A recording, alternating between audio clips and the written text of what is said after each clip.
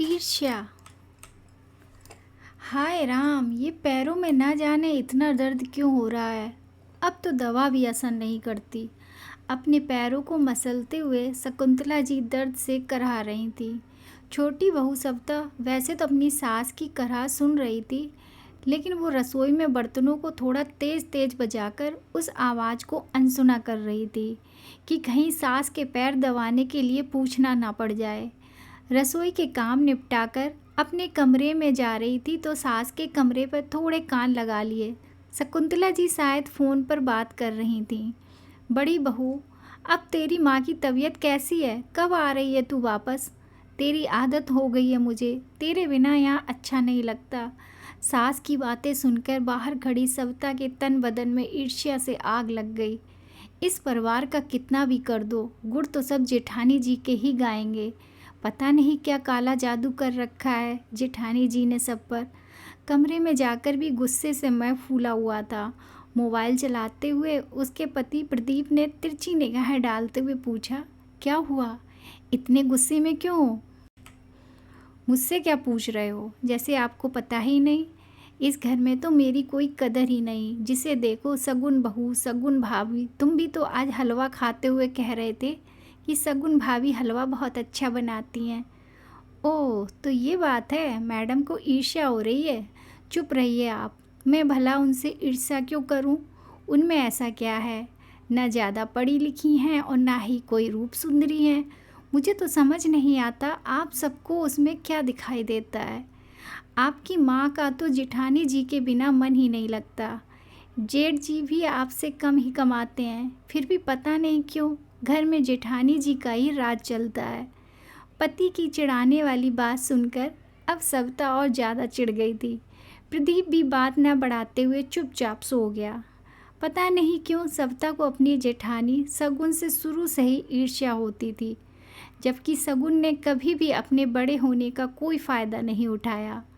सगुन सविता से भी छोटी बहन की तरह व्यवहार करती थी, लेकिन सबकी जुबान पर जब सगुन का नाम होता था तो ये बात उससे बर्दाश्त नहीं होती थी।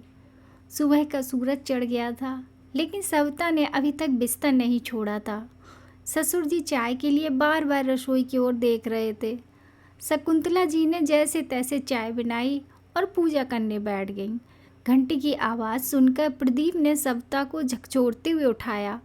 सविता, कितनी देर हो गई और तुम अभी तक सो रही हो? माँ पूजा भी करने लगी है। सविता ने बोला, हाँ तो क्या हो गया? आपकी माँ जल्दी उठ जाती हैं, तो मैं क्यों अपनी नींद खराब करूँ? इस घर में चैन से सो भी नहीं सकते, झल्लाते हुए सविता बोली और पैर पटकते हुए बाथरूम की ओर चल पड़ी। नाश्ते में उसने सिर्फ पोहा बनाकर रख दिया। शकुंतला जी ने देखा तो प्यार से समझाते हुए बोली, छोटी बहू, तुम्हारे ससुर जी को सुबह सब्जी रोटी खाने की आदत है। सगुन बहू तो रोज़ रोटी और सब्जी बनाती है। इतना सुनते ही सविता बोल पड़ी, जेठानी जी तो बस वही बनाना आता होगा। समय के साथ इंसान को अपनी आदत भी बदल लेनी चाहिए। जेठानी जी चाहे कुछ भी बना दें, सब चुपचाप खा लेते हैं। सारा भेदभाव बस मुझसे ही होता है इस घर में। शकुंतला जी ने आगे कुछ नहीं कहा, लेकिन उन्हें सविता का ऐसा कहना अच्छा नहीं लगा। उन्होंने खुद ही अपने पति के लिए 2 रोटी बना दी। अगले दिन सविता की ननद आ गई। आते ही पूछने लगी, अरे माँ, सगुन भाभी अभी तक नहीं आई क्या? उनसे मिलने का बहुत मन हो रहा था। नहीं बेटा, बड़ी बहू की माँ की तबीयत खराब है। कह रही थी जैसे ही थोड़ी ठीक होगी मैं आ जाऊंगी। वैसे भी उसे 2 साल हो गए थे मायके गए, थोड़े दिन रह आएगी। हाँ माँ, वैसे भी बड़ी भाभी तो कहीं जाती भी नहीं है। इस बार सविता भाभी आ गई हैं तो ऐसा लगता है वो निश्चिंत होकर मायके गई हैं। मुस्कुराते हुए ननद कंगना बोली। 2 दिन बाद कंगना वापस जा रही थी तो शकुंतला जी सविता से बोली, छोटी बहू, कंगना ससुराल जा रही है, कोई साड़ी भी अभी मेरे पास लाई हुई नहीं है। सगुन होती तो अपने आप सब देख लेती। यदि तुम्हारे पास कोई अच्छी साड़ी हो तो अपनी ननद के लिए दे दो। माँ जी, मेरे पास तो मेरी माँ की दी हुई साड़ी हैं। वो साड़ी तो माँ ने मेरे लिए दी हैं। आप दीदी को पैसे दे दीजिए। सविता मुँह बनाते हुए बोली, रहने दो भाभी, मुझे कुछ नहीं चाहिए। मैं तो बस मिलने आई थी, कहकर कंगना ने बात को टालना चाहा। शकुंतला जी को सविता से ये उम्मीद नहीं थी। वह आज बोल पड़ी, छोटी बहू, तुम हमेशा कहती हो ना कि मैं तुम में और शगुन में फ़र्क करती हूँ। हर वक्त शगुन बहू क्यों करती हूँ? क्योंकि वो हमारे दिल में बसी है। छोटी बहू, घर में तो सबको जगह मिल जाती है, लेकिन दिलों में जगह बनाने के लिए प्यार और समर्पण करना पड़ता है। तुम सिर्फ 4 दिन में ही हमें बनाकर खिलाने में परेशान हो गई, जबकि बड़ी बहू इतने सालों से सारा घर संभाल रही है। पता है, कुछ साल पहले जब हमने मंगला की शादी तय की थी, तो हमारे पास उसकी शादी में लगाने को कुछ भी नहीं था। कारोबार में बड़ा घाटा लग गया था। तुम्हारे ससुर जी बहुत चिंता करते थे कि कैसे बेटी का ब्याह करेंगे। उस वक्त शगुन बहू ने अपने सारे गहने लाकर तुम्हारे ससुर जी के हाथों में रख दिए थे और कसम देते हुए कहा कि पिताजी, आप चिंता मत करिए, इनसे जितना बन पड़े मंगला की शादी में लगा दीजिए। छोटी बहू, गहने तो थोड़े बहुत दोबारा बन गए, लेकिन आज तक उसने कभी अपने गहनों का जिक्र भी नहीं किया।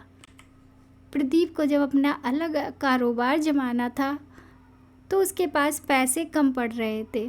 उस समय भी शगुन बहू ने चुपचाप अपने कंगन निकाल कर प्रदीप को पकड़ा दिए। ये बात भी जब प्रदीप का काम चल पड़ा तो प्रदीप ने ही हमें बताई थी। मैं ये नहीं कह रही हूँ कि तुम उससे अपनी बराबरी करो, लेकिन बहू, परिवार में सब एक दूसरे के पूरक होते हैं और एक दूसरे का मान सम्मान करते हैं, तभी एक परिवार खुशहाल परिवार होता है। नहीं तो परिवार को बिखरने से कोई नहीं रोक सकता। यह सब सुनकर सविता की नज़रें झुक गईं। उसके पास बोलने को शब्द नहीं थे। सविता के दिल से शगुन के प्रति ईर्ष्या खत्म हो गई। अगले दिन शगुन मायके से वापस आ चुकी थी। उसे देखकर सबके चेहरे पर खुशी छा गई। आज सविता के चेहरे पर भी अपनी जेठानी के लिए ईर्ष्या नहीं, सम्मान नज़र आ रहा था। Thank you. अगर आपको हमारी ये कहानी पसंद आई तो please like, share and subscribe ज़रूर कीजिएगा, ताकि मैं आपको और अच्छी अच्छी कहानियाँ सुना सकूं।